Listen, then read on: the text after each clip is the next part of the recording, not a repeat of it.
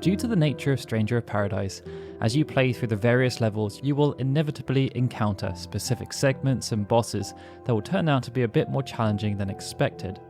It's easy to get frustrated in those moments, but it's important to remember that the majority of these peaks in difficulty have been included on purpose by the developers, and progress will be possible through a combination of increasing your skill, getting creative with the use of the tools that you have at your disposal, or by having a bit of patience and enhancing your jobs and gear.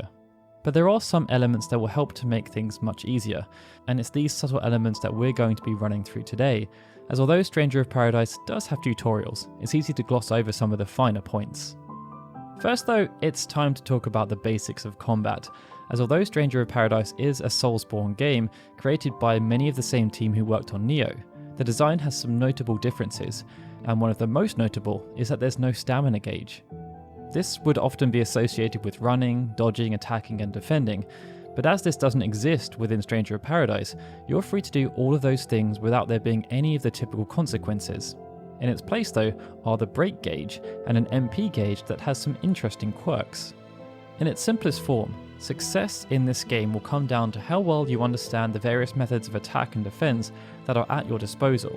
But if we're talking about the core, then learning how to best make use of your standard attacks is crucial, as much like in the Final Fantasy VII Remake, they are the fuel that drives everything else related to offensive combat.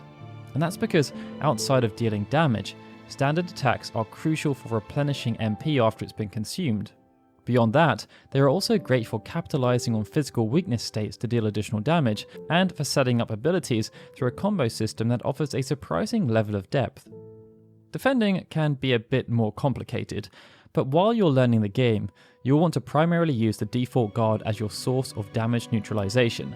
This will block most enemy moves outside of those that are unblockable, as denoted by their red names, but just like the typical stamina gauge, you will only be able to block all the while your break gauge isn't empty. If you carry on guarding against damage, you will eventually be broken, leaving you immobilized for a short period, unable to defend yourself against incoming damage. The good thing is that you can continue to hold your guard for as long as you want when there's no damage inbound, but you will need to lower your guard to allow the break gauge to replenish.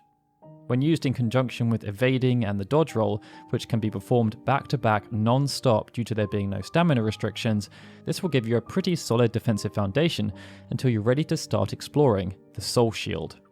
Soul Shield is an original mechanic that's akin to the typical parry mechanic seen in other action-focused games, but it has a few interesting elements that help to make it feel quite fresh.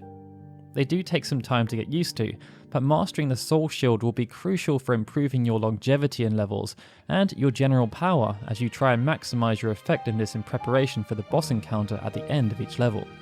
Just like the regular guard, the Soul Shield can be used to mitigate incoming damage, but it has a pretty steep cost relating to the break gauge, and for that reason it should not be used frivolously.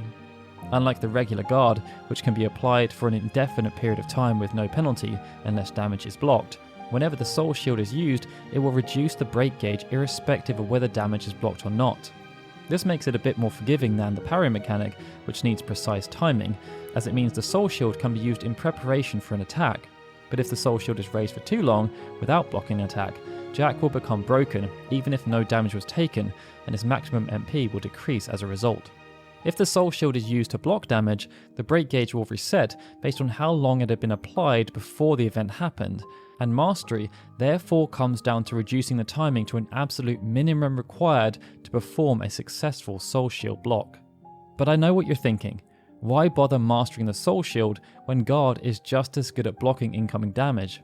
Well, that's because every successful block using the Soul Shield can stagger an enemy while simultaneously restoring MP and raising your maximum MP relative to the amount of break damage that was blocked. Jack can also perform a swift counter by using a standard attack straight afterwards.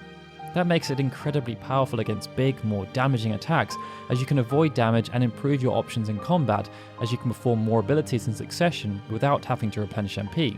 For bosses, this is especially important, as using abilities to reduce their break gauge can help to end fights before their health is diminished. Next is the instant attack mechanic, which draws on the enemy's skill and blue mage concepts to create an interesting innovation to the genre. Almost every enemy in the game has a move that Jack can also wield. The traditional method of acquiring this would be to use the Soul Shield to block incoming damage from one such move, as denoted by its purple colouring, but they can also be stolen by using the Thief Job's unique ability. Outside of this being a pretty cool mechanic, it's important to note that instant attacks have quite a lot of utility, and one such example can be seen when encountering bombs. They will often cast fire, a move that can be then wielded as an instant attack. But if you then choose to use that instant attack against a bomb, instead of absorbing the spell, as would often be the case in standard Final Fantasy games, they instead get overpowered if hit by all 3 fire spells, and will end up exploding. This is a very effective way of not just defeating the enemy quickly, but as self-destruct has splash damage, it can also deal significant physical and break damage to all surrounding enemies.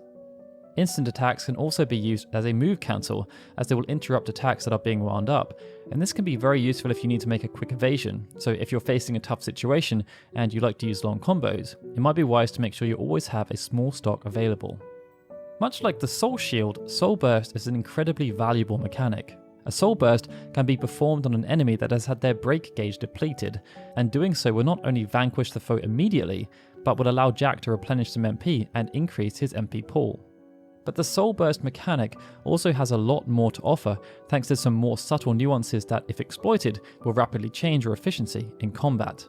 And perhaps the most important is that even though it deals no specific damage to its initial target, Soul Bursts do have an important area of effect applied. This means that any enemies close to the enemy receiving the Soul Burst will also be impacted, and they will have damage dealt and their break gauge decreased. Depending on the size of the enemy, it's also possible for a Soul Burst to propel them across the area, and based on this, you should always try to make sure you perform a Soul Burst on an enemy that's near a wall, as smaller enemies will be smashed into the wall. This will then see them take an additional impact on their break gauge, allowing you to finish them off quicker. One of the more specific aspects of combat relates to how standard attacks can be employed, as even though players will often just spend their time mashing them without much care, numerous weapons offer a variety of standard attacks, and learning them can make the world of difference. When using a lance, for example, the standard attack will be a forward piercing move, but if the player presses left or right when initiating an attack, they will be able to perform a horizontal slash instead, which targets a much wider area. Many weapons will also allow players to press backwards when attacking, and this will incorporate a small backwards evasion after the attack has finished. On top of that, directional attacks can also be used as another entry point into an ability combo, and this gives players a lot more choice outside of just relying on the number of standard attacks performed to influence the ability that they then will use afterwards. Attacks and abilities can also be used to target specific parts of an enemy, as well as breaking invisible armor, and this can be of specific benefit when squaring off against some of the stronger standard enemies like ogres and carls, as well as many of the game's bosses.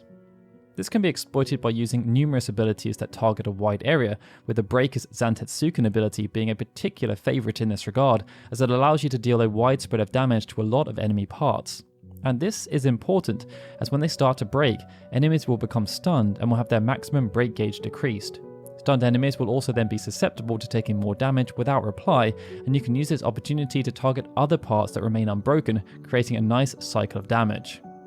To further this, you should always try to exploit weaknesses where possible, as they will reduce the maximum break gauge of enemies.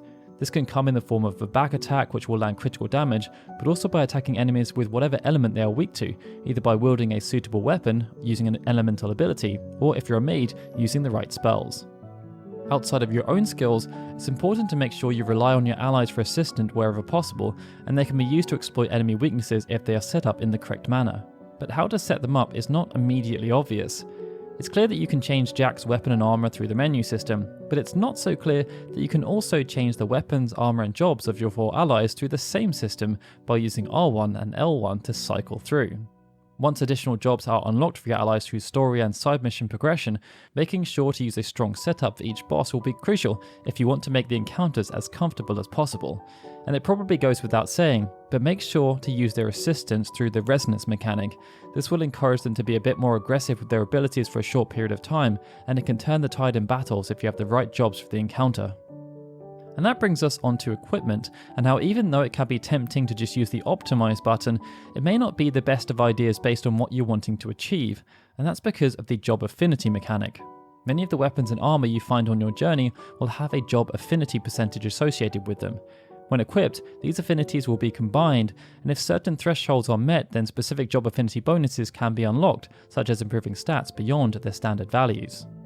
This can provide huge boosts, and it's important to note that job affinity does not have to relate to whatever job you have equipped at the time. This means that you can find it beneficial to unlock job affinity bonuses based on whatever you can achieve the highest threshold with, and this may even mean equipping lower level gear as the bonuses may be greater. One more subtle element to also bear in mind is that job affinity can be used to level jobs up even if they are not equipped. So if you want to level up a certain job to gain access to an ability or more advanced job, you needn't necessarily use that job in combat or waste anima shards or crystals, as you can instead gain passive experience by equipping a piece of armor that has an affinity to that job. But yeah, we hope you found this video useful and learnt something along the way. Now at this point, we're still not entirely sure what kind of videos we want to make for Stranger of Paradise, so feel free to make some suggestions about the things you'd be interested in seeing. And if you enjoyed the video, throw us a like and make sure you subscribe for more Final Fantasy content. So yeah, this is Gerald signing out. I'd like to extend a big thank you to all of our Patreon and YouTube membership supporters, especially Anthony Hoffman, Benjamin Snow, The Livestream, Erica C. Delorette, and Gregory, who are super special Onion Knight supporters, and of course, a big thank you to everyone for watching this video. I'll see you all again soon for more Final Fantasy goodness.